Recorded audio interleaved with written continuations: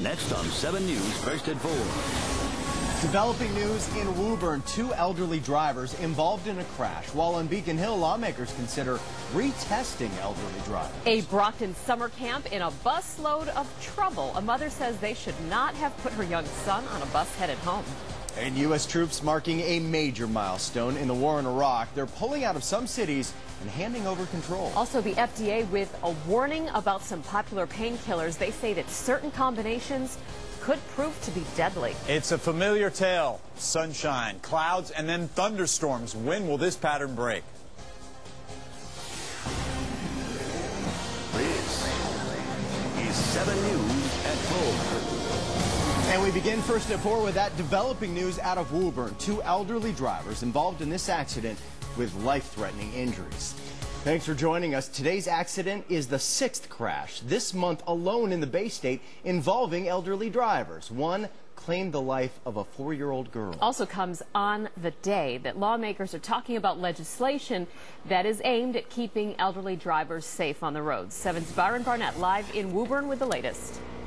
Police here in Woburn indeed telling us this is another case of a bad accident caused by an elderly driver. The accident happening right behind me here in Woburn near a 7-Eleven in Russell Road. Now, police say there was an 83-year-old man from Malden. He was with his wife in this car here, pulling off a side street where he struck another car that was being driven by another elderly driver, a woman in her 70s from Woburn. That's the car right there you see.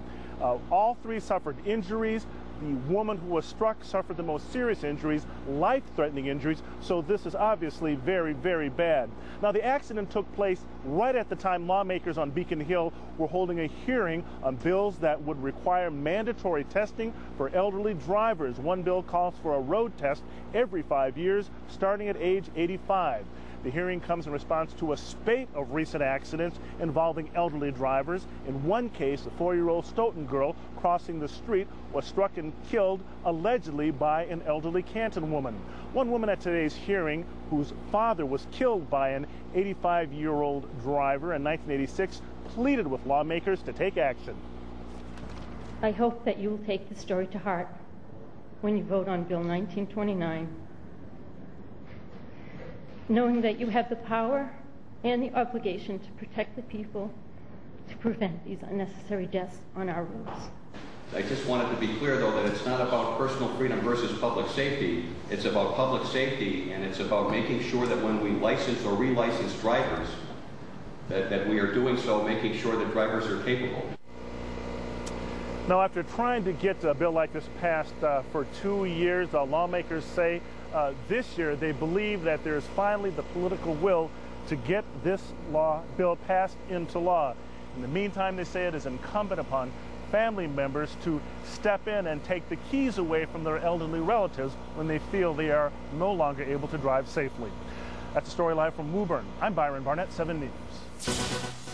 Some breaking news now out of Detroit. At least 7 people were shot at a bus stop in Detroit's west side. Police say somebody fired several shots into a crowd there.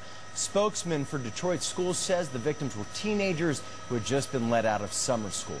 No word on their conditions right now. No arrests have been made against 7 people shot at a bus stop in Detroit. School administrators saying the victims are teenagers. We'll continue to follow this story and bring you the latest as we get it.